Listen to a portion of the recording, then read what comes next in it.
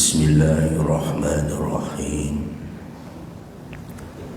Assalamualaikum warahmatullahi wabarakatuh.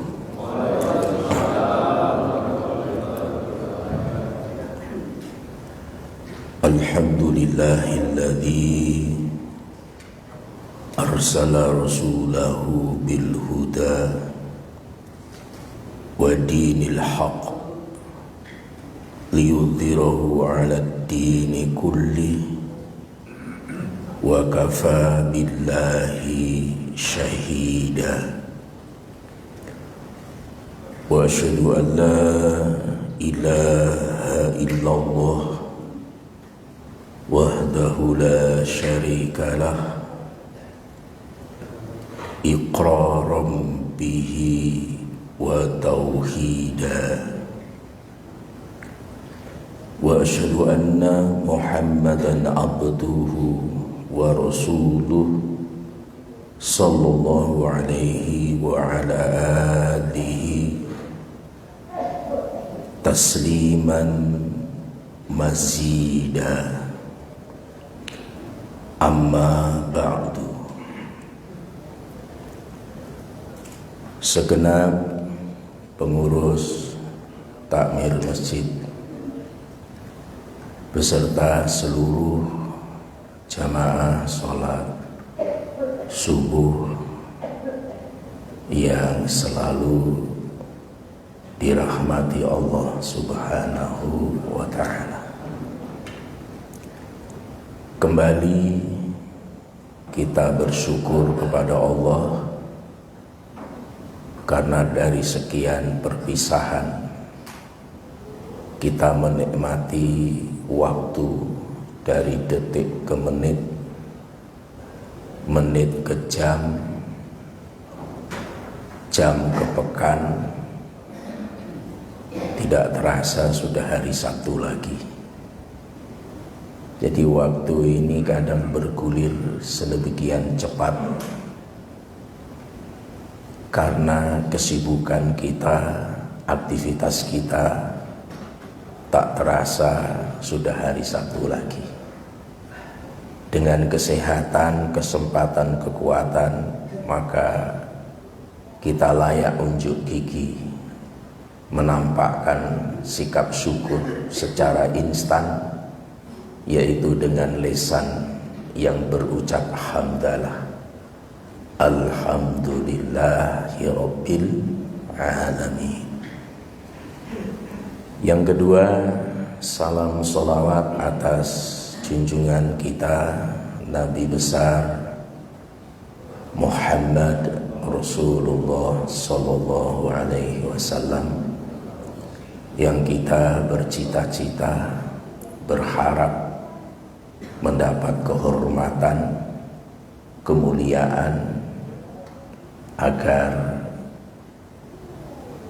masuk surga membersamai beliau. Jika tidak memungkinkan, ya minimal diakui sebagai umatnya. Mulai subuh hari ini dan menjadi tema ke depan adalah perjalanan yang sangat panjang dan memerlukan pemikiran yang keras. Sebagaimana kita membahas usul fikih, kita membahas sumber-sumber hukum di dalam Islam, ini juga membutuhkan energi pemikiran yang tidak kecil, tidak ringan. Tentu nanti juga akan berepisode sebagaimana kita membahas usul fikih, yaitu persoalan usuluddin. Apa itu persoalan usuluddin? Yaitu pokok-pokok dalam agama. Ini kita kaji mulai subuh ini Tujuannya supaya kita bisa memetakan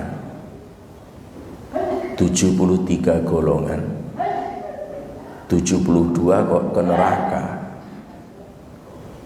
satu kok yang hanya ke surga. Kalau kita tidak tahu ahwalnya, langsung baca hadis itu, maka kita di dalam mindset kita, satu golongan itu seolah-olah adalah mazhab, padahal bukan. Persoalannya adalah persoalan pokok usuluddin, yaitu i'tiqad atau keyakinan, bukan masalah furu'. Inilah nanti akan kita petakan, sekaligus kita ingin dapat informasi dari dalil-dalil berpecahnya umat Islam. Apalagi ini tahun-tahun perayaan yang agak sedikit hangat-hangat sebelum panas. Jadi hangat-hangat sebelum panas. Makanya di mindset kita harus punya pikiran dasar tentang pokok-pokok agama. Itu perpecahan sampai 73 golongan itu akarnya dari mana? Nah, itu. Nanti kalau nggak tahu akar, nanti kita nisbatkan ke persoalan furu'iyah, yaitu kesalahan berpikir. Itu. Makanya meskipun agak berat, ya paham nggak paham, yang penting ngaji. Setelah itu minum kopi kalau ada. Tapi mudah-mudahan ya sedikit banyak paham lah. Nah, ilmu usuluddin itu artinya apa? Ilmu usuluddin itu adalah ilmu tentang pokok-pokok agama, ilmu tentang inti-inti agama. Terus cakupan wilayah bahasanya apa?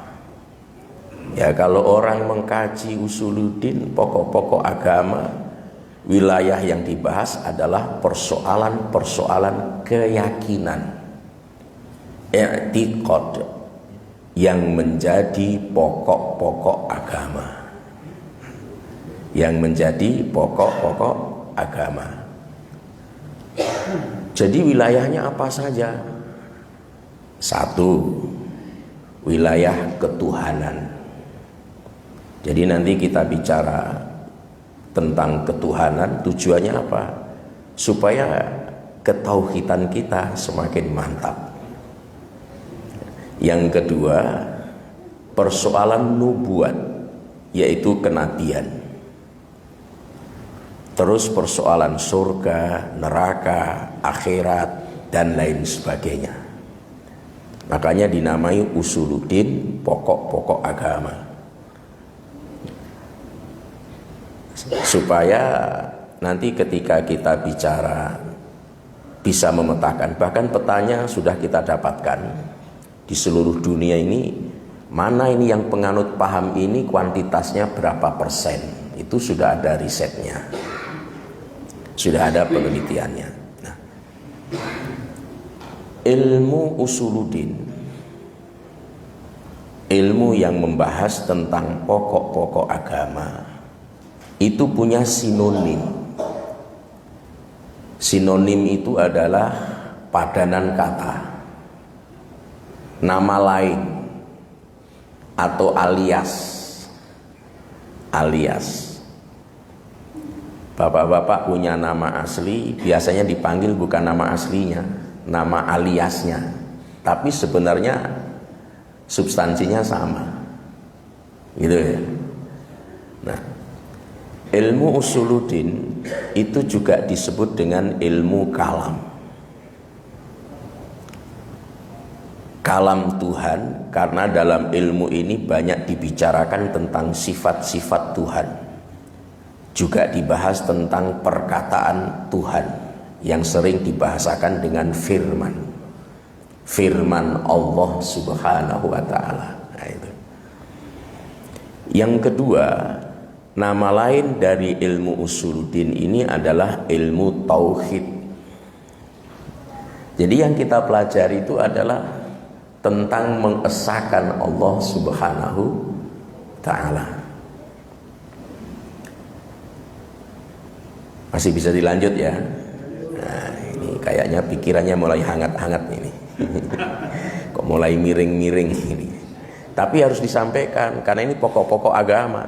Nanti kalau ini Bapak nggak tahu, nggak punya filter, nanti menganggap menyimpulkan satu persoalan tidak dari akar, itu kesalahan. Inilah yang terjadi di umat Islam Afrika, di Suriah, bahkan di Timur Tengah. Jadi jangan heran kalau perbedaan furu orang baku tembak di sana. Saling membunuh, saling menghalalkan darah. Kenapa? Karena dia tidak paham cikal bakal awal perpecahan itu akarnya apa. Ini bukan di akarnya, bukan persoalan furu dimasukkan ke situ. Ya akhirnya nggak ramah. Yang ada adalah saling berkompetisi, rivalitas, mencari kemenangan. Akhirnya ya bunuh-bunuhan. Itu. Apalagi kosakatanya minim. Masih ingat? Kosakata bahasa Arab itu berapa juta? Ini belum ujian loh ini. 12 juta. Nah, kosakata bahasa Indonesia yang terbanyak di dunia ini bahasa Inggris itu 120.000. Bahasa Indonesia 90.000. Di Afrika itu ada yang 40.000. Makanya orang gampang bunuh-bunuhan. Semakin kerdil, semakin minim kosakata, semakin orang tidak ramah. Semakin sulit wasatiyah. Semakin sulit memiliki kelapangan dada. Karena dengan menggunakan bahasa agama digunakan dalil untuk membunuh. Nah ini, makanya ini kita langsung ke akarnya kita ini. Awal mula perpecahan itu dari apa persoalannya? Awalnya itu persoalan teologi, nggak ada urusan furu'iyah ibadah, nggak ada. Itu sejarah mencatat dengan rapi tentang itu. Nah, makanya ilmu usuluddin ini disebut ilmu kalam, ilmu tauhid, juga disebut dengan ilmu aqaid, yaitu ilmu tentang etikat, kepercayaan, keyakinan. Jadi wilayah keyakinan. Nah, di Indonesia populer ilmu ini dengan sifat 20. Nah, ini yang diajarkan kalau di pesantren-pesantren itu tingkat dasar harus diajarkan ini. Supaya sifat wajib bagi Allah itu dipahami. Bahwa sebenarnya ada sifat-sifat yang sifat itu adalah wajib ada pada diri Allah Subhanahu wa ta'ala.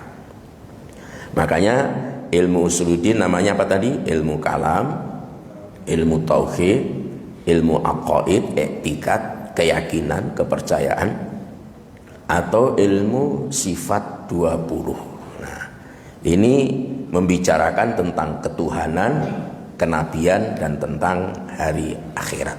Nah, sekarang lihat sini. Kalau berbicara ilmu usuluddin berarti adalah berbicara tentang pokok agama. Berarti kalau ada pokok agama, ada cabang agama dong. Iya, namanya furu' di dalam syariat. Nah, soal-soal ibadat sehari-hari menyangkut sholat, puasa, zakat, haji, itu wilayah furu'. Perpecahan 73 golongan itu sumbernya bukan dari sini, tapi dari persoalan usuluddin sejarah awalnya itu. Tapi orang persoalan furu' ini dijadikan, mengklaim, dinisbatkan pada salah satu dari 73 golongan itu. Itu kesalahan. Karena akar sejarahnya bukan di sini perbedaan akarnya. Nah, tapi di persoalan usuluddin, keyakinan, i'tiqad. I'tiqad ini penting. Karena kalau kita lihat itu, saya kumpulkan itu orang-orang yang ceramah di YouTube dan dikomentari oleh orang-orang yang punya kapasitas tentang itu. Jadi akhirnya terukur betapa ternyata mayoritas di Indonesia dan bahkan dunia itu sebenarnya mazhab paham usuluddinnya itu kebanyakan Asy'ari. Tapi ada YouTube itu membahas dengan kitab yang ditulis oleh ulama Timur Tengah yang memang dari awal memang berbeda. Nah, nanti kita lihat nanti sekaligus dari pemahaman dalil-dalil berpecahnya umat kita akan tahu yang sesat nanti ini. Selama ini kita kan hanya mengklaim meraba-raba, kelompok saya yang paling benar, yang lainnya salah semua. Jadi meraba-raba begitu. Persoalannya bukan di sini, bukan di furu, tapi di usuluddin, di pokok-pokok agama. Nah, itulah sehingga di antara 73 golongan itu ada yang disebut dengan ahlus sunnah wal jamaah. Nah, ini apa itu ahlus sunnah? Ahlus sunnah itu artinya adalah penganut sunnah Nabi Muhammad Sallallahu Alaihi Wasallam. Jadi makanya ada orang menjadikan nama organisasi dengan ikon dakwahnya dakwah sunnah. Terus wal jamaah apa maksudnya? Wal jamaah itu adalah penganut i'tiqad, keyakinan sebagaimana i'tiqad keyakinan jamaah. Jamaah siapa? Sahabat-sahabat Nabi Sallallahu Alaihi Wasallam. Nah, ini orang mengadu domba. Sahabat Nabi dengan Rasulullah hebat mana? Itu kesalahan berpikir, konstruksi berpikirnya salah. Karena apa yang diiktikoti, diyakini oleh sahabat itu diajarkan oleh Rasulullah Muhammad Sallallahu Alaihi Wasallam. Terus tiba-tiba orang-orang belakangan mengkonfrontasikan Abu Bakar dengan Rasulullah hebat mana, Ali dengan Rasulullah hebat mana. Itu konstruksi berpikir yang tidak benar. Karena mereka dapat etikot itu dari Rasulullah masalahnya. Nah ini. Jadi makanya ahlus sunnah yang dimaksud adalah penganut paham sunnah Rasulullah Sallallahu Alaihi Wasallam. Ini dalam hal etikot, bukan furu. Nah, wal jamaah yang dimaksud adalah penganut etikot, keyakinan sebagaimana etikotnya para jamaah. Jamaah di sini yang dimaksud adalah sumbernya adalah sahabat-sahabat Rasulullah Sallallahu Alaihi Wasallam. Sehingga arti ahlus sunnah wal jamaah ialah kaum yang meyakini sebagaimana keyakinan yang dianut oleh Rasulullah dan para sahabat-sahabatnya. Gitu. Makanya bulan Ramadan ini ada perubahan di Masjidil Haram. Jamaah nanya-nanya, waduh berubah lagi Pak Ustadz di Arab Saudi. Kenapa berubah? Biasanya tarawih 20 tutup witir, nanti 10 terakhir ditambah lagi dengan tahajud. Ini sekarang hanya 13 rakaat sholatnya. Coba bayangkan, nggak apa-apa, ada pertimbangan lain itu. Karena kreditnya luar biasa Ramadan tahun ini, dan juga COVID yang belum melandai betul. Makanya sholat tarawihnya berubah tahun ini di Arab Saudi. Nggak masalah, itu persoalan furu atau usuluddin. Persoalan furu nggak masalah yang seperti itu. Yang membuat kita tidak ramah itu persoalan furu, padahal itu kesalahan. Justru itu harus menonjolkan kemuliaan akhlak. Coba, orang maqasid syariah, tujuan syariat orang disuruh berjamaah itu apa? Kalau orang berjamaah hanya ingin mendapatkan 27 derajat pahala itu terlalu egois. Kita sholat berjamaah itu supaya bersosialisasi, bisa mendeteksi, oh ini ada. Loh kok nggak kelihatan kemana? Sakit, ayo kita urusi apa yang kita bisa bantukan. Itu urusan sosial, itu spektrumnya lebih luas lagi, bukan persoalan personal. Coba. Makanya sampai di Banjarmasin itu ya meskipun ini ditentang banyak orang, itu kalau selesai sholat berjamaah imamnya berdiri, itu yang lainnya keliling jabat tangan. Nah, itu di Banjarmasin. Ini diamalkan di masjid sini ini apa? Yang gambarnya Ka'bah itu. Ah itu. Kenapa? Karena ada maqasidus syariat, tujuan syariat itu ditetapkan sholat itu berjamaah untuk apa? Itu bukan sekedar 27 derajat. Kalau 27 derajat itu terlalu egois, kita ini ibadah nyari pahalanya gitu. Ngumpulin kuantitas, akhirnya kualitas menjadi hilang. Nah, tegurlah, sapalah. Makanya di satu masjid itu mewajibkan, tapi ini saya nggak setuju mewajibkan itu. Ketika kita datang ke masjid minimal mengajak berbicara 3 orang. Ya kabarnya bagaimana? baik-baik, alhamdulillah. Itu dijadikan syarat di masjid itu.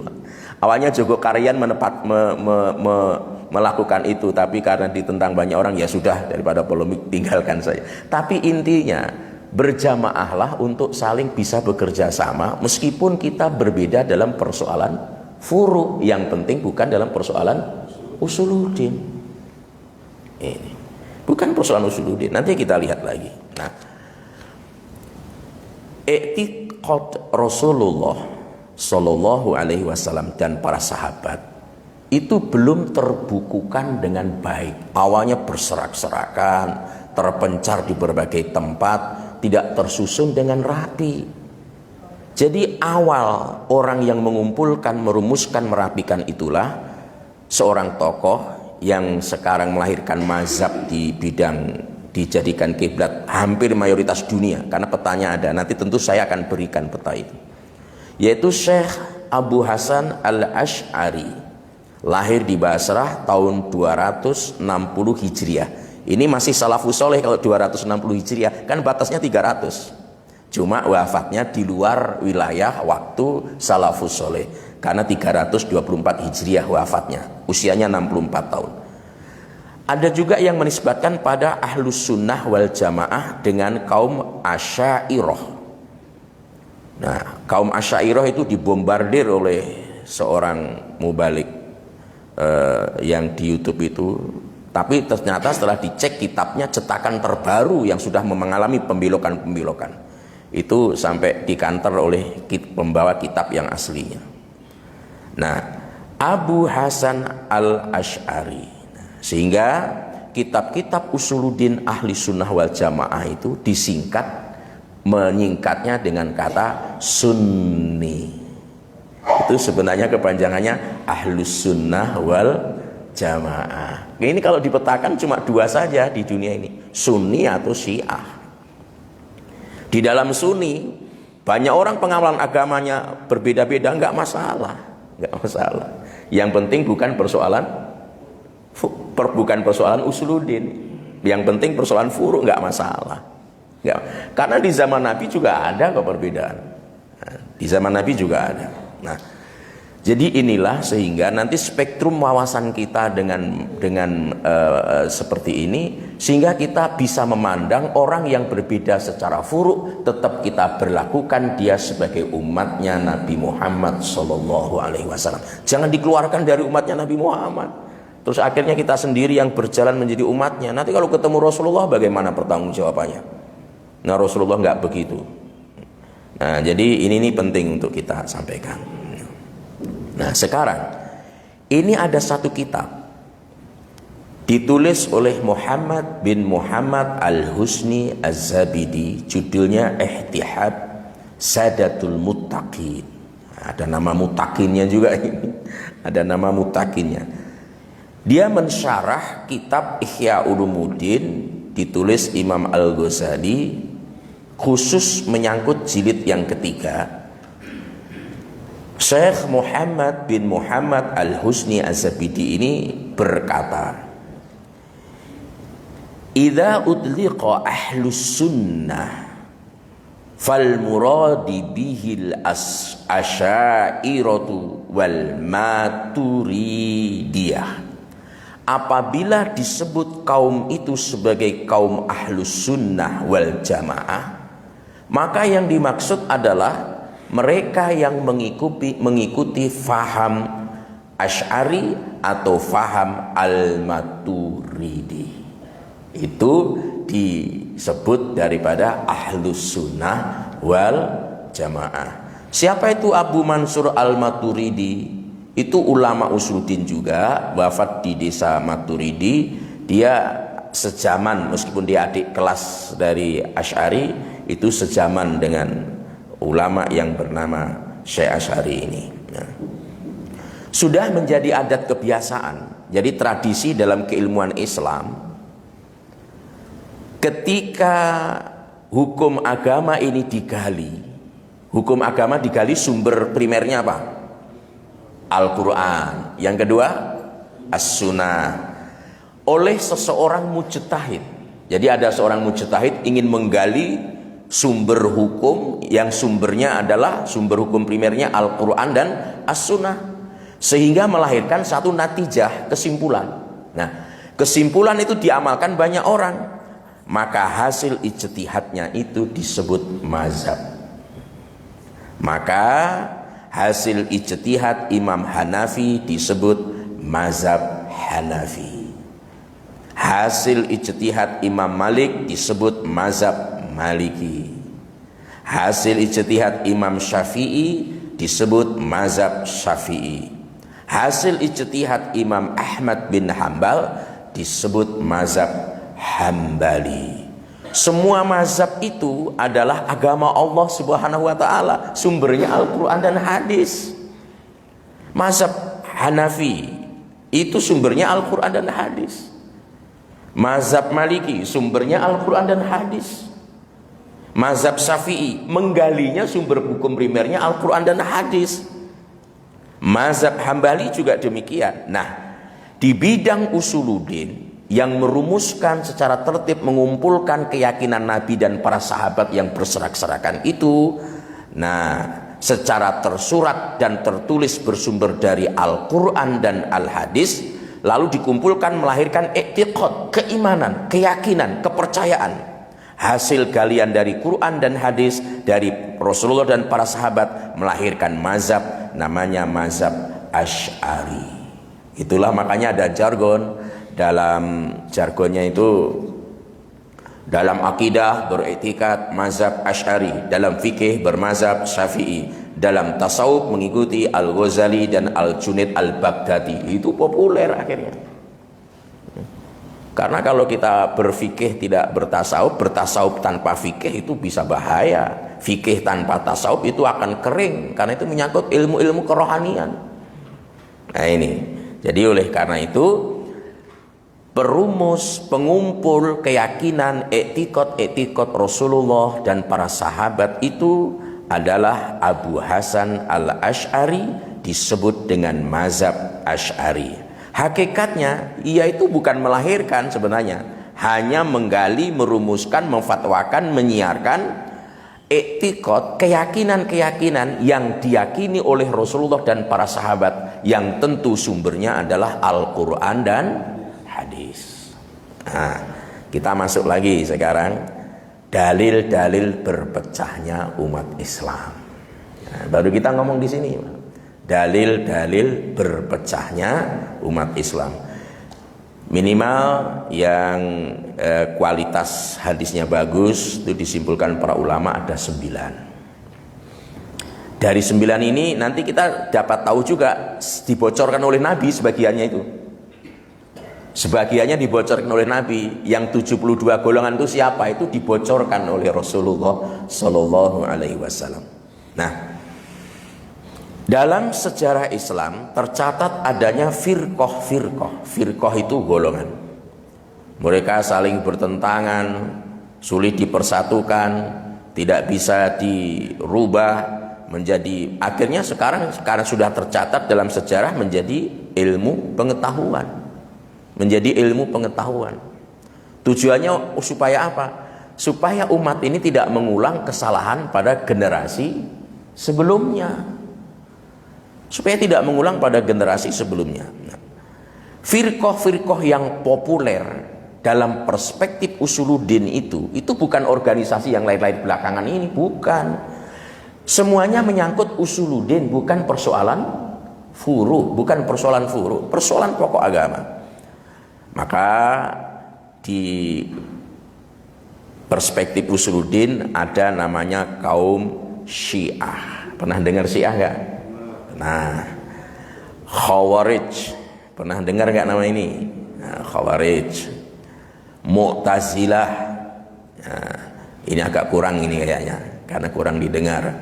Qadiriyah, Ahmadiyah, ini yang meledak baru-baru ini. Ahmadiyah, pernah dengar ya? Jabariyah, nanti apa semuanya itu kita terangkan. Mujasimah, Bahaiyah. Di Makassar ini banyak ternyata Islamnya, Islam Bahaiyah itu banyak, Pak. Nanti ciri-cirinya apa, pahamnya bagaimana itu kita. Jadi perpecahan kelompok itu diusul, bukan ini. Sekarang muncul heboh zaitun. Nah, ini Coba orang baru terkaget-kaget, muncul zaitun, sholat idul adhanya lain, hajinya lain. Coba perempuan boleh berkhutbah, nanti suruh perempuan berkhutbah di Mutakin, nggak ada yang datang Jumatan. Jadi itu perpecahannya di persoalan usuluddin, bukan di persoalan furu. Itu sudah masuk wilayah usuluddin. Cuma harus berani MUI menyampaikan, sesat harus bilang begitu, tegas begitu. Sholatnya itu kalau dengerin khutbah Idul Adha boleh pakai kursi, non muslim boleh hadir. Di saat berdoa ya doa sesuai dengan keyakinannya. Coba, itu dari dulu sebenarnya. Saya pertama datang ke pesantren itu tahun 1998. Memang luar biasa Pak pesantrennya, besar. Bahkan untuk biaya makan di pesantren itu, dia punya peternakan sapi. Berapa ekor sapi setiap pekan itu disembelih. Punya peternakan bebek, punya ayam. Jadi biaya makan lauk pauknya pas itu mereka sudah bisa menghidupi dirinya sendiri. Dan bersih. Awalnya kita wah hebat bener nih pesantren itu. Kita dikasih majalah karena kita waktu itu anjang sana ke sana. Kita belum tahu karena kalau pas sholatnya sama dengan kita kalau di hari-hari. Tapi kenapa belakangan muncul seperti itu? Nah, jadi banyak persoalannya itu di usuluddin bukan di furu. Kalau persoalan bismillah jahar sir, oh itu furu itu. Jangan disesatkan. Itu tarawih 8, 10, 20, 40, mau 100 saya kalau mau silahkan. Imam Ahmad itu sholat malamnya yang bermazhab Hambali itu berapa? 300 rakaat setiap malam. Nanti setelah dipenjara gara-gara kalam Allah itu makhluk atau bukan, disiksa, dipenjara oleh penguasa, sakit-sakitan menjelang hari tua, setiap malam sholatnya tinggal 150 rakaat. Ini mazhab sunni ini Pak. Coba. Tapi kalau orang nggak paham aspek usuluddin ini dimasukkan, wah itu sesat aliran. Bukan begitu, itu persoalan furu yang seperti itu. Persoalan furu, bukan persoalan usuluddin. Nah, tuh. Jadi itu istilah-istilah teologi itu ada kelompok-kelompok yang disesatkan tuh kelompok-kelompok begitu sebenarnya. Cuma kita bawa ke organisasi sekarang ini. Organisasi belakangan belum lahir itu. Makanya kenapa orang kalau ngaji usuluddin dengan benar dia toleransinya tinggi.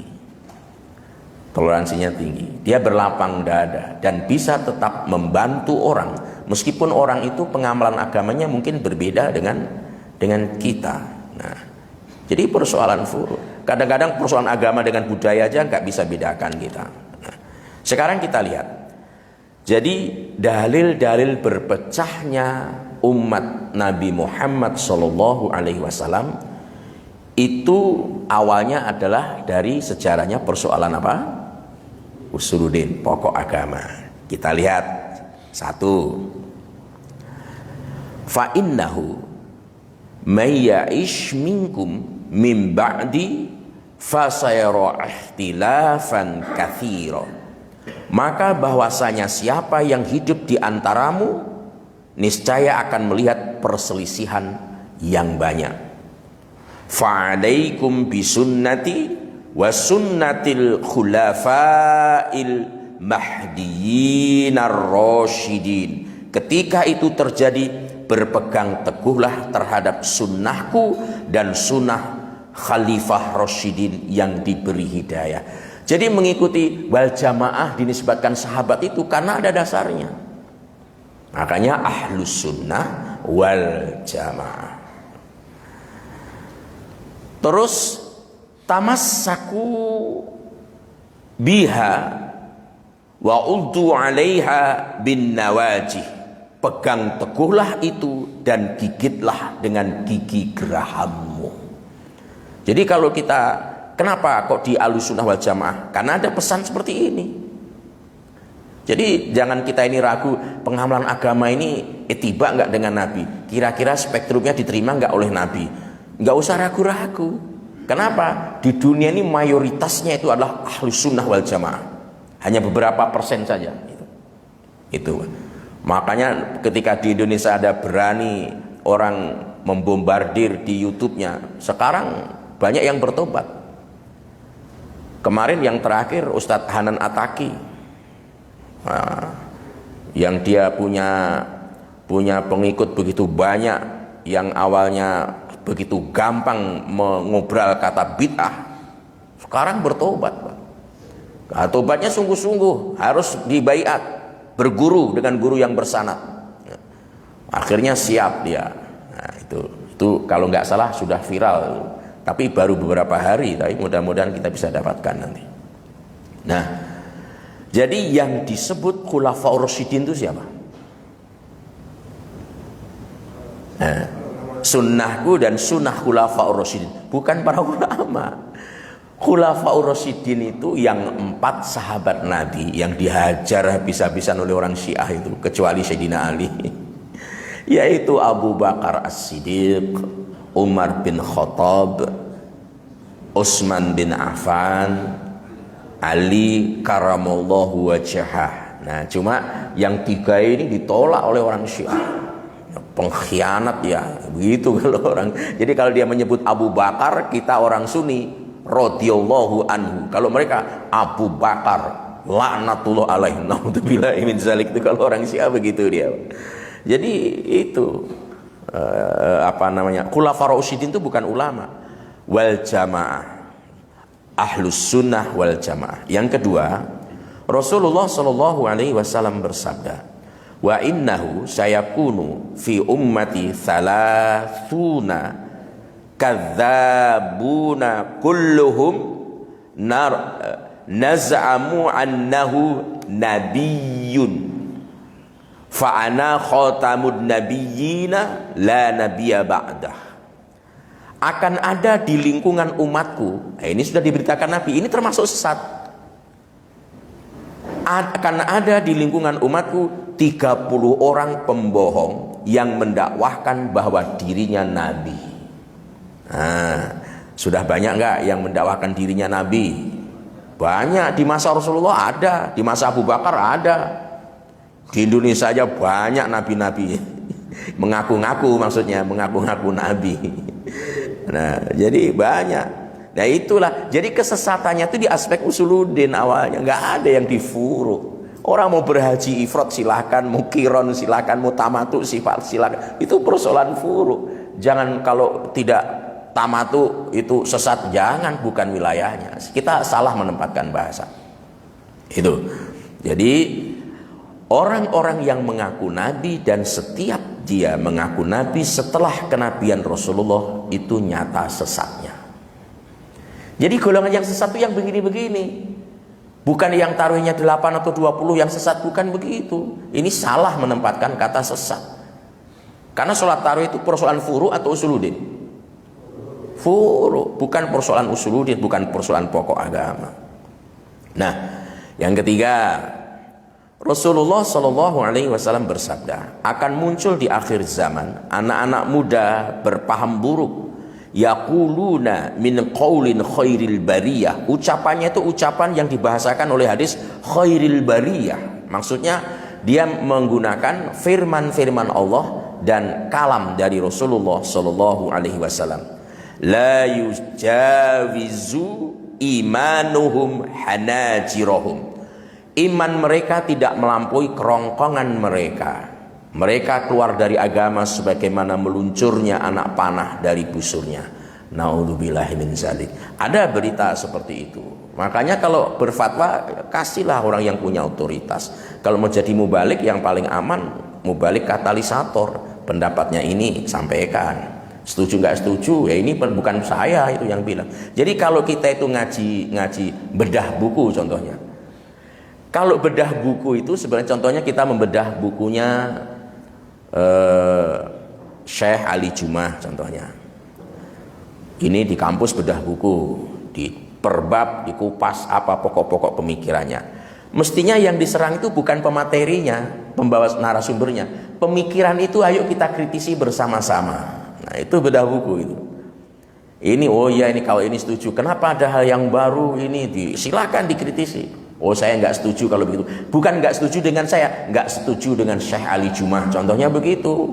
Bukan kita yang menjadi narasumber pembedahnya itu dicaci maki. Nah, itu yang banyak terjadi. Bapak Ibu sekalian, jamaah rahimakumullah, ini ada syarah. Banyak orang bicara agama, mengobrol fatwa agama, berbicara ayat Quran, berbicara hadis Nabi, akan tetapi yang dimaksud di sini adalah dia tidak sholat, dia tidak puasa, dia tidak menjalankan agama sebagaimana mestinya, malah merubah-rubah pokok-pokok agama. Ini yang dimaksud oleh hadis bahwa orang itu imannya keluar, tidak sampai kepada kerongkongannya. Imannya melesat seperti busur tanah meninggalkan busur, anak panah meninggalkan busurnya. Yang keempat, nah ini sudah menyebut khusus ini, yang keempat ini, hadis keempat ini. Sinfani min ummati laisa lahuma fil Islam nasibul murji'ah wal qadariyah. Ada dua firqah di dalam Islam. Firqah itu kelompok, golongan dari umatku yang pada hakikatnya mereka itu tidak ada sangkut pautnya dengan Islam. Jadi persoalan teologi, siapa mereka? Kaum murji'ah wal qadariyah. Kenapa murji'ah qadariyah? Nanti ada penjelasannya, ciri-cirinya qadariyah itu pahamnya bagaimana, Syiah itu bagaimana. Jangan-jangan nanti kita organisasinya ahli sunnah wal jamaah pemahamannya qadariyah, menolak takdir. Nah itu bisa terjadi seperti itu. Nah yang kelima, ini dalil berpecahnya umat Islam. Likulli ummatin majusu wa majusu hadhil ummatil ladzina yaquluna la qadar. Nah ini, bagi tiap-tiap umat ada majusinya, dan majusi umatku ialah orang yang mengatakan takdir itu tidak ada. Ada nggak yang begitu? Ada, persentasenya sudah diriset banyak juga nggak percaya takdir. Termasuk Syiah itu rukun Islamnya kan, rukun imannya yang keenam kan bukan takdir, jihad. Jadi syahadat, sholat, puasa, zakat, haji, jihad. Nah, itu. Jadi orang yang menolak takdir itu dianggap sebagai majusinya umat Islam, yang dia itu tidak bersangkut paut dengan agama ini. Yang keenam, dari Abu Hurairah radhiyallahu anhu, Rasulullah sallallahu alaihi wasallam bersabda, ini yang populer ini, tafarraqatil yahudu ala ihda wa sab'ina firqah. Telah berfirqah-firqah, berpecah-pecah orang Yahudi atas 70 firqah, 70 golongan. Wan nasara mithla dzalik, dan kaum Nasara seperti itu pula. Wa taftariku ummati ala thalatha wa sab'ina firqah, dan akan berfirqah, berpecah umatku menjadi 73 firqah, 73 golongan. Maksudnya begitu. Ini titik sampai di situ hadisnya.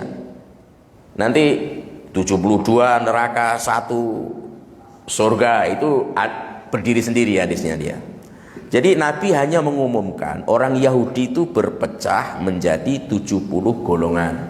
Orang Nasrani juga begitu.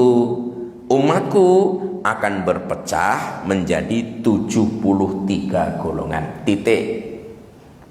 Nanti di hadis lain, riwayat lain ada tambahannya. Nah, yang ketujuh, Nabi Shallallahu Alaihi Wasallam bersabda, Inna bani Israil tafarraqat ala fintaini wa sab'ina midlah, bahwasanya Bani Israel itu telah berfirqah menjadi 72 golongan. Tadi 70, di sini 72 golongan. Wa taftariku ummati ala thalathi wa sab'ina midlah, dan akan berpecah umatku menjadi 73 golongan. Kulluhum finnar illa millata wahidah, semuanya masuk neraka kecuali yang satu. Karena ada sabda begitu, ini sahabat kaget, makanya bertanya, wah yang satu itu siapa ini? 73 golongan, 72-nya masuk neraka, satu yang masuk surga. Langsung disaut oleh sahabat, Waman hiya ya Rasulullah. Siapa itu yang satu itu ya Rasulullah? Karena jangan sampai nanti dia nggak masuk di yang satu itu. Qala ma ana alaihi wa ashabi. Yang satu itu adalah orang yang berpegang teguh terhadap sunnahku, wa ashabi, dan berpegang teguh pada sahabat-sahabatku. Jangan dihilangkan sahabat-sahabat, karena banyak istimbat hukum itu terjadi tidak di masa Rasulullah Shallallahu Alaihi Wasallam, di masa Abu Bakar As-Siddiq, di masa Umar bin Khattab.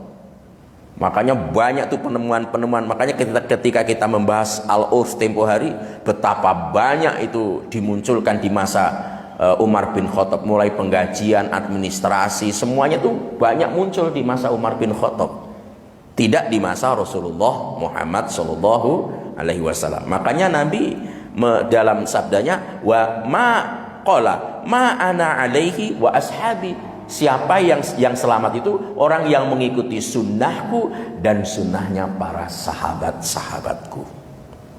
Yang satu inilah orang-orang yang beriktikad, berkeyakinan sebagaimana keyakinannya Rasulullah Shallallahu Alaihi Wasallam, sebagaimana keyakinannya para sahabat, sehingga mereka disebut dengan ahlus sunnah wal jamaah. Sekarang ada tambahan lagi ahlus sunnah wal jamaah an-nahdiyah.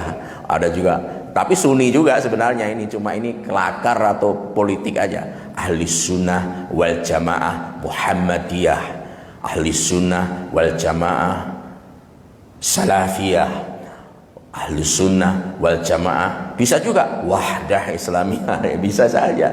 Tapi semuanya itu adalah sunni, itu sunni semuanya. Ya, yang ke-8, Nabi Shallallahu Alaihi Wasallam, walladzi nafsi Muhammadin biyadihi la taftariku ummati ala 73 firqah. Demi Tuhan yang memegang jiwa Muhammad di tangannya, akan berpecah umatku menjadi 73 golongan. Fawahidatun fil jannah wa thintani wa sab'ina finnar. Yang satu masuk surga, yang lain masuk neraka. Kila manhum ya Rasulullah. Siapa firqah yang tidak masuk neraka itu ya Rasulullah? Maksudnya satu yang selamat itu siapa? Qala ahlus sunnati wal jamaah. Jadi kata-kata ahlus sunnah wal jamaah itu memang tertera di dalam hadis. Ahlus sunnah wal jamaah.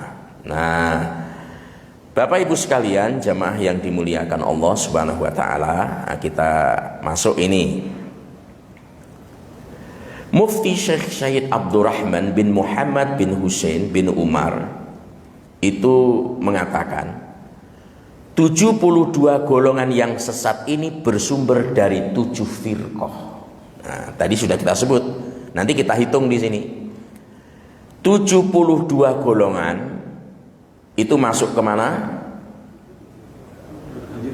72 golongan ke neraka, 1 golongan ke surga. Yang 72 golongan itu bersumber dari 7 firqah. 1. Yang pertama, firqah Syiah melahirkan 20 aliran. Itu sudah diriset. Jadi nggak usah khawatir kalau kita berbeda dalam puluhan furu. Nah, jangan-jangan kita bukan yang satu itu. Bukan wilayahnya, ini wilayah usuluddin ini. Bukan wilayah furu. Nah, itu yang pertama, kaum Syiah. Firqah Syiah itu berpecah sampai 22 aliran. 22, bukan 20. 22. Fahamnya melebih-lebihkan Sayyidina Ali, tidak hormat pada Abu Bakar, Utsman, Utsman dan Utsman. Yang diagungkan, yang dimuliakan, yang dilebih-lebihkan siapa? Sayyidina Ali. Sayyidina Ali karamallahu wajhah, macam-macam gelarnya kalau pidato disebut. Tapi kalau Umar laknatullah. Nah, begitu. Itu Syiah. Jadi Syiah itu melahirkan 22 aliran. Bukan Pak Umar ini, Pak. Ini kalau ini Umar silsilahnya Nazabnya. Nasabnya. Yang kedua, kaum Khawarij itu berpecah 20 aliran. Itu mulai ada di masa Utsman. Wah, makanya Ali dikafirkan, halal darahnya, dibunuh. Pokoknya nggak ikut Muawiyah, nggak ikut Ali. Itu awalnya persoalan usuluddin. Mana ada yang diintervensi diwarnai oleh persoalan politik. Makanya hati-hati, persoalan politik jangan sampai ada apapun pilihan kita meskipun berbeda, ya mudah-mudahan tidak berbeda. Ya harus bisa ini alamnya kita itu dikungkung oleh demokrasi. Nah, itu penting, jangan sampai terulang. Karena ada beberapa teman tuh dan beberapa organisasi itu tidak mau membahas perang Siffin dan perang Jamal. Padahal itu sejarah yang sangat memilukan. Sejarah kelam umat Islam. Sesama umat Islam berperang, ribuan orang meninggal dunia. Dan ada orang-orang terhebat di situ masalahnya. Nah, ya kita tinggalkan itu. Jadi Syiah tadi berpecah menjadi berapa aliran? 22. Kaum Khawarij 20 aliran. Khawarij itu apa? Melebih-lebihkan juga dalam membenci Sayyidina Ali. Ini kebalikannya Syiah. Kalau Syiah memuliakan Sayyidina Ali, Khawarij itu membenci habis-habisan Sayyidina Ali. Kafir itu Ali. Kenapa? Karena tidak berhukum dengan hukum Allah. Sampai akhirnya Abdurrahman Ibnul Mujam itu yang hafal Quran, yang ibadahnya abid luar biasa, akhirnya jadi tersangka pembunuh Sayyidina Ali karena bencinya sangat berlebih-lebihan. Kalau Syiah cintanya berlebih-lebihan, kalau Khawarij bencinya berlebih-lebihan. Ahli sunnah wal jamaah semua kita cintai. Abu Bakar, Umar, Utsman, Ali semua kita cintai. Kenapa? Itu ajaran ahli sunnah wal jamaah. Karena memang kita diperintahkan untuk itu. Nah, yang ketiga, kaum Mu'tazilah. Ini yang Khawarij tadi pembenci Ali ya. Dia mengkafirkan, itu pahamnya pelaku dosa besar itu adalah kafir. Jadi kalau orang melakukan dosa besar udah keluar dari Islam, itu dibuang oleh orang Khawarij. Kalau Ahlussunnah wal Jamaah bagaimana keyakinannya? Orang yang berzina melakukan dosa besar itu dosa besar atau kecil? Tetap Islam atau tidak? Berarti Ahlussunnah wal Jamaah. Jadi di persoalan etikat bukan di furu'iyah. Ini kenapa saya kok berpikir membahas ini? Karena ketika pulang dari Nabire saya sedih saya. Jadi ketika saya di sana 12 hari itu diberikan subuh saya ceramah seperti ini sampai surup, duhur 1 jam setengah 30 menit tanya jawab. Itu asar diberikan kepada, karena ada jamaah di situ ada yang ya saya sebut nggak apa-apa ya. Ada yang jamaah tablik, ada yang salafi, ya akhirnya diberikan ke mereka habis asar. Habis baca fadilah. Tapi hari kedua mereka kok saling mentafsirkan, sesat menyesatkan. Waduh, ini bahaya ini kalau begitu. Karena kalau ceramah tarawih kita hanya dikasih waktu 20 menit ceramah tarawih paling lama. Tapi kalau subuh duhur kita ya memang itu kita diundang untuk tausiah itu. Makanya kita harus punya ketahanan fisik, mental yang harus siap di situ. Asar dikasih mereka. Jadi saya ada jeda istirahat. Tapi ceramahnya kok menyesat-nyesatkan ini kelompok itu. Si jamaah tablik akhirnya baca fadilah. Begitu baca fadilah dibahas dengan sendirinya. Akhirnya kena juga dia. Waduh, itu hari ketiga. Sampai menjelang hari lebaran saya itu hanya punya proyek mendamaikan mereka aja, Pak. Proyek saya hanya itu, Pak. Saya bilang ente itu tidak mau mengislamkan tuh orang-orang Papua itu. Kenapa mu'alafnya cuma 2 orang di sini orang asli? Coba, karena kalian berkelahi aja begitu. Anda tidak paham ini persoalan usuluddin atau persoalan furu. Yang Anda persoalkan ini persoalan furu. Walana a'maluna walakum a'malun. Amalanmu ya amalanmu. Jangan prinsipnya kalau persoalan furu lakum dinukum. Nah, itu salah dalil itu, Pak. Gara-gara tarwih 8 sama 20 kok lakum tinukum waliyadin, salah itu. Sampai akhirnya ya karena tidak kondusif juga, saya lebaran hari Sabtu, habis lebaran mau terbang, pesawatnya nggak berani terbang karena ada tembakan dari gunung. Waduh, ini bahaya juga ini, terbang nanti ditembak, nanti nggak ketemu jamaah mutakin lagi. Makanya milikilah proyek-proyek seperti itu yang belum selesai, Pak. Karena ada kisah, ada orang itu punya proyek mendamaikan saudara. Padahal dalam takdir Lauful Mahfud mestinya dia mati di usia 48 tahun. Tapi karena dia ingin mendamaikan dua saudaranya itu nggak berhasil, sampai 67 tahun dengan otoritas Allah, diskresi dari Allah, biarkan dia. Kan malaikat sudah mau cabut Pak, waktu habis, tapi dilarang. Ada sprint baru, surat perintah baru. Jangan, kenapa? Dia punya proyek ingin menyambung silaturahim dua saudaranya yang berkelahi, cuma belum berhasil. Biarkan dia berusaha untuk itu. Dipanjangkan umurnya ngurusi silaturahim. Ngurusi silaturahim. Jadi silaturahim itu yang kita damaikan tuh bukan diri kita dengan orang lain saja, tapi dua orang yang berkelahi, damaikan dia. Itu proyek besar. Memberkahi usia itu.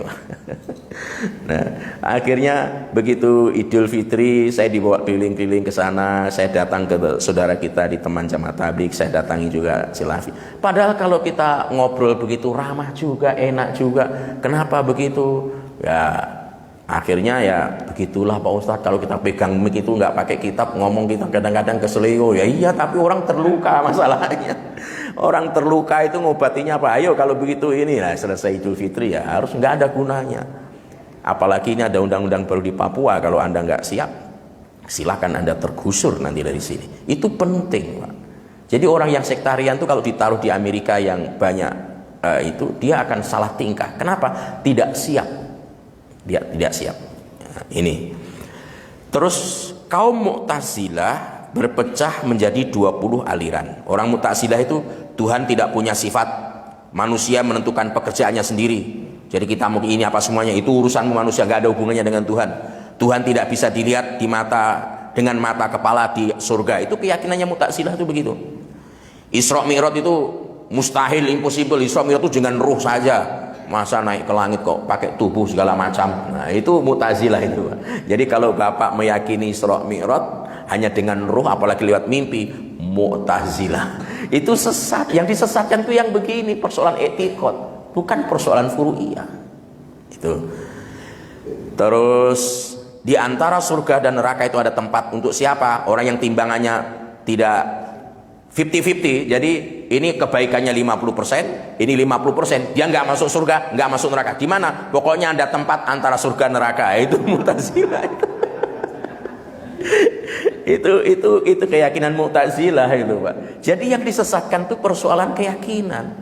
Cuma ini orang-orang baru ini mengarahkan ke ini, akhirnya nggak ramah dengan saudaranya yang lain. Pantas Anda ini dakwanya mu'alafnya cuma 2 saja yang militer, yang lainnya bubar semuanya. Mestinya karena mengintegrasikan Papua yang paling efektif adalah Islamkan mereka. Karena kalau tidak ya harus kita siapkan tentara aja, nggak boleh nembak tapi boleh ditembak. Kira-kira bagaimana Pak kalau kita perang? Tidak boleh menembak tapi boleh ditembak. Bagaimana kira-kira? Ini kelakarnya, kebetulan ada anggota yang setiap sore itu berbuka dengan kita ini nggak boleh menembak tapi boleh ditembak. Bagaimana ini Ustaz? Ya makanya sembunyilah, jangan kena tembak. Jadi saya jadi bingung juga. Ini kaum Mu'tazilah. Yang keempat kaum Murji'ah, itu berpecah 5 aliran. Kaum Murji'ah itu pahamnya maksiat tidak memberi mudarat kalau sudah beriman. Orang kalau sudah beriman tetap nggak terganggu dengan maksiatnya. Melakukan kebajikan tidak memberi manfaat kalau dia kafir. Jadi orang kafir itu nggak ada manfaatnya itu kebaikannya. Ini hampir mirip-mirip Ahlussunnah wal Jamaah, tetapi mereka agak sedikit saklek. Makanya terpecah menjadi 5 aliran. Yang kelima kaum Najariyah, itu berpecah 3 aliran. Cirinya perbuatan manusia adalah makhluk dijadikan Tuhan. Berpendapat sifat Tuhan itu tidak ada. Berarti Najariyah dia. Nah, itu. Yang keenam kaum Jabariyah. Kaum Jabariyah itu apa? Kita ini nggak punya peran, nggak usah ikhtiaran, semuanya udah ditentukan oleh Tuhan. Sehingga kalau mereka mencuri, kenapa kamu mencuri? Loh, takdirnya begini, bagaimana? Nah gitu. Itu kaum Jabariyah tuh begini. Itu wanita itu baru kemarin janda, kenapa kamu berzina sama dia? Siapa yang bisa menolak takdir? Lah itu orang Jabariyah itu. Jadi semua itu disalahkan Tuhan aja dia. Nah, orang Jabariyah ini cirinya manusia itu majbur, maksudnya tidak punya daya apa-apa, hanya jalani takdir aja. Tidak ada kasab usaha ikhtiar, tinggal nunggu aja. Makanya di suatu negara Dagestan atau apa itu yang berpaham Jabariyah nggak maju-maju, Pak. Nanti kalau Tuhan ada bikinkan gedung, ya gedungnya akan tinggi sendiri. Akhirnya ya silakan hidup di gurun terus akhirnya. Ada, Pak, di Kurasan. Kenapa itu mereka itu kok hidupnya susah saja? Karena berkaitan dengan pemikiran teologi. Dengan teologi. Semuanya kehendak Allah, kita ini hanya menjalani saja. Makanya ketika dia mencuri ditangkap polisi, kenapa kamu mencuri begini padahal hartamu banyak? Ini sudah tercatat di Lauhul Mahfuz, saya hanya sekedar menjalani. Loh, polisinya kan bingung nanti kalau begitu itu. Itu kaum Jabariyah itu, Pak. Kaum Jabariyah ini berpecah menjadi satu aliran. Satu aliran. Nah, yang terakhir kaum Musyabihah. Ini tidak berpecah, mereka tetap satu aliran. Cirinya mujasimah. Mujasimah itu apa? Allah punya wajah. Wah, Allah itu punya wajah ya kayak kita itu. Namanya wajah kayak kita. Itu memujasimahkan Allah. Allah punya tangan. Allah punya tangan. Malah ada lucunya di YouTube lagi. Tangan kanan dengan tangan kiri baik mana? Tangan kanan. Tangan kanan untuk yang baik-baik. Tangan kiri untuk membersihkan kotoran. Nah, Tuhan itu maha suci, maka Tuhan itu tangannya hanya kanan semuanya, nggak ada kirinya. Ada yang begitu riwayat. Ini bagaimana? Yang disesatkan tuh persoalan begitu, bukan persoalan furu'iyah. Makanya jangan kalau Anda bertengkar furu'iyah, jangan berharap bisa bersatu. Semakin berat tantangan oleh ulah kita sendiri. Nah, jadi jumlahnya berapa tadi? Syiah berapa? 22, Khawarij 20, Mu'tazilah 30, Murji'ah 5, Najariyah 3, Jabariyah 1, Musyabihah 1. Sudah berapa? 72. Lu yang satu mana? Yang satu itu yang masuk surga, namanya Ahlus Sunnah wal Jamaah. Siapa dia? Ya ada yang mazhabnya Hanafi, ada yang mazhabnya Maliki, ada yang mazhabnya Syafi'i, ada yang mazhabnya Hanabilah, ya gitu. Jadi jangan perpecahan itu disandarkan pada furu', bukan, Pak. Nanti kita akan pelajari juga etikot di masa Rasulullah Shallallahu Alaihi Wasallam dan para sahabatnya, dan juga kita teruskan sampai sekarang. Nah, ini makanya kajiannya panjang, karena kalau nggak salah hampir mirip-mirip usul fikih, ya minimal 12 kali pertemuan. Mudah-mudahan bisa kita selesaikan tentang ilmu usuluddin, termasuk 20 sifat wajib bagi Allah Subhanahu wa taala. Saya kira ini kajian subuh kita pada pagi hari ini. Sudah 6:30, ada yang bertanya ya? Langsung aja. Ya, cukup demikian, mohon maaf. Subhanakallahumma bihamdik asyhadu alla ilaha illa anta astaghfiruka wa atubu ilaik. Wallahu waliyul muttaqin. Assalamualaikum warahmatullahi wabarakatuh. Syukur kami sampaikan kepada Ustaz dari pengurus masjid dan